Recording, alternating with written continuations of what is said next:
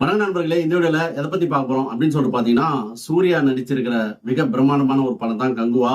இந்த படத்துல Surya, Disha Badauni, Bobby Deol, KS. Ravikumar, Yogi Babu, Jagapathi Babu, இன்னும் நிறைய பேர் வந்து இந்த படத்துல நடிச்சிருக்கிறாங்க.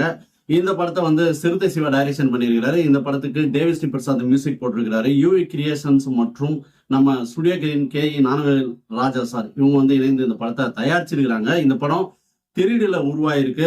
கிட்டத்தட்ட 10 மொழிகளுக்கு மேல இந்த படம் வந்து ரிலீஸ் பண்ண போறாங்க. இந்த படத்துக்காக இது வரைக்கும் 3 வருஷமா கடுமையா உழைச்சிட்டு இருக்கிறாங்க. இந்த படம் மிகப்பெரிய ஒரு பிரம்மாண்ட பொருட்செலவுல உருவாகுது. குறிப்பா சொல்லணும்னா சூர்யாவுடைய கேரியர்ல இதுதான் வந்து அதிகமான பட்ஜெட்ல உருவாகிற ஒரு படம். கிட்டத்தட்ட ஒரு 400 கோடியில அந்த படம் உருவாகிறதா தகவல்லாம் சொல்லிட்டு இருக்கிறாங்க.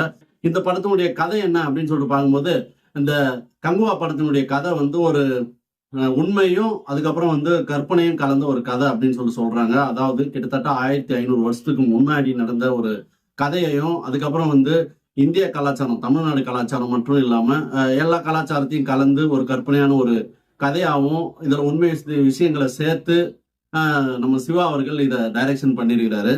கங்குவா அப்படின்ற ஒரு டைட்டிலுக்கு என்ன மீனிங் அப்படின்னு சொல்லிட்டு பார்க்கும்போது, கங்கு அப்படின்னா நெருப்பு அப்படின்னு சொல்லிட்டு அர்த்தம். கங்குவா அப்படின்னா ஒரு நெருப்பு மனிதன், இல்ல நெருப்பு போல ஒரு மனிதன், அந்த ஃபயர் உள்ள அந்த சக்தி உள்ள ஒரு மனிதன் அப்படின்னு சொல்லிட்டு எடுத்துக்கலாம்.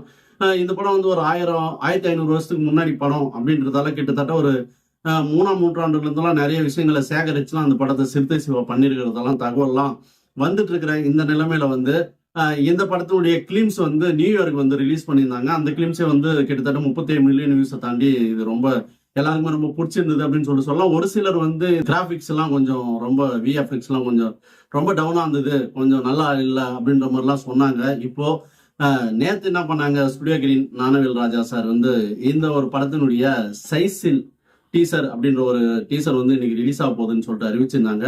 இந்த சைஸில் டீசர் வந்து இன்னைக்கு 4:30 மணிக்கு ரிலீஸ் ஆகும் அப்படின்னு சொல்லிட்டு இந்த ப்ரொடக்ஷன் ஹவுஸ் வந்து சொல்லியிருந்தாங்க. அதனால எல்லாருமே ஈகரா 4:30 மணிக்கு வெயிட் பண்ணியிருந்தா இந்த டீசர் வந்து 6 மணிக்கு தான் ரிலீஸ் ஆகும் அப்படின்னு சொல்லிட்டு அவங்க அறிவிச்சிட்டாங்க. அதன்படி இந்த கங்குவா படத்தினுடைய சைஸில் டீசர் வந்து இன்னைக்கு 6 மணிக்கு ரிலீஸ் பண்ணியிருந்தாங்க. இந்த சைஸில் டீசர் எப்படி இருக்கு அப்படின்னு சொல்லிட்டு கேட்டீங்கன்னா வேற மாதிரி இருக்கு அப்படின்னு சொல்லிட்டு சொல்லலாம். ஏன்னு சொல்லிட்டு பாத்தீங்கன்னா ரொம்ப பிரம்மாண்டமா இருக்கு. பிரம்மாண்டம் பிரம்மாண்டம் பிரம்மாண்டம் அப்படின்னு சொல்லிட்டு போலாம். அந்த அளவுக்கு வந்து ரொம்ப பிரம்மாண்டமா இருக்குது இந்த ஒரு சைஸில் டீசர். ஆனா என்ன பிரச்சனை அப்படின்னு சொல்லிட்டு பார்க்கும்போது, சைஸில் அதே மாதிரி சைஸா விட்டுருக்காங்க. கிட்டத்தட்ட 52 நிமிஷம் தான் வருது. ஏற்கனவே கிளிம்ஸ் விட்டாங்களே, அதுலயே பெருசா ஒன்றும் அவங்க ரிவீல் பண்ணல. கழுகு இது போல காடு சம்பந்தமான விஷயங்களை மட்டும் காட்டிட்டு கடைசியில சூர்யா அவர்கள் கத்துற மாதிரி ஒரு விஷயம் இருக்கும், அவ்வளவுதான் இருந்தது. என்னடா இது ஏமாற்றம் ஆயிடுச்சு அப்படின்னு சொல்லிட்டு பார்க்கும்போது, இதுலயாவது நிறைய விஷயங்களை காட்டுவாங்கன்னு பாத்தீங்கன்னா இதுலயுமே வந்து எல்லாமே வந்து ஒரு கம்மியா தான் காட்டியிருந்தாங்க. இன்னும் நிறைய காட்டியிருக்கலாமே அப்படின்ற ஒரு ஏக்கத்தை வந்து இது உண்டு பண்ணிச்சு அப்படின்னு சொல்லலாம். இந்த டீசர்ல பெருமாச்சி அப்படின்னு சொல்லிட்டு நம்ம சூர்யா அவர்கள் கத்துற அந்த ஒரு சீன் வந்து கூஸ்பா மூவ்மெண்டா இருக்கும். அதே போல லைனா அப்படியே கத்திய வச்சு எல்லாரையும் கழுத்துல வெட்டுவாரு. ஃபர்ஸ்ட் ஸ்கிரீனே நம்ம சூர்யா அவர்கள் காட்டுவாங்க. சூர்யான்னு சொல்லிட்டு சூர்யாவை போட்டு பேக் சைடு காட்டுவாங்க. சூர்யா அவர்கள் அந்த வால் இருக்குல்ல, அந்த வாலை வந்து முட்டில மடக்கி அதில் கழட்டுவாரு.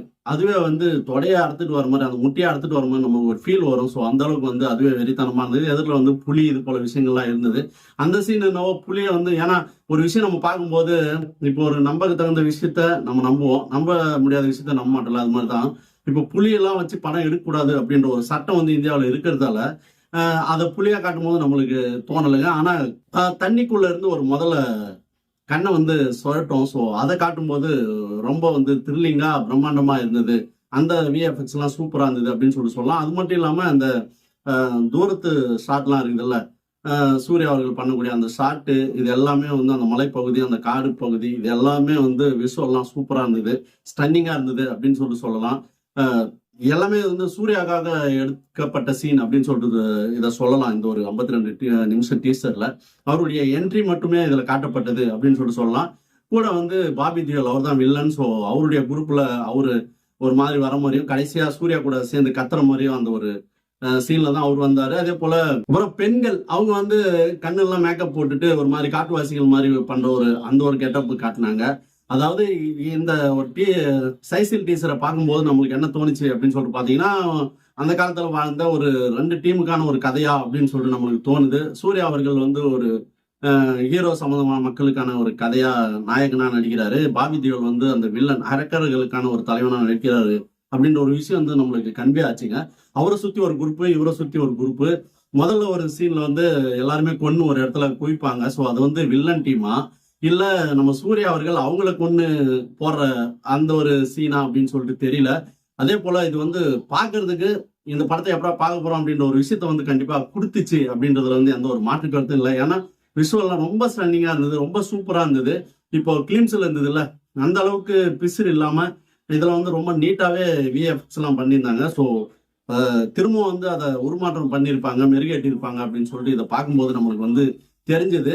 அதே போல இந்த கதையும் வந்து ரொம்ப வித்தியாசமான ஒரு கதையா இருக்கும். ஏன்னா இது ஒரு ஃபேண்டசி பிலிம்ன்றதால ஒரு வித்தியாசமா இருக்கும் அப்படின்றது வந்து நம்மளுக்கு தோணுது.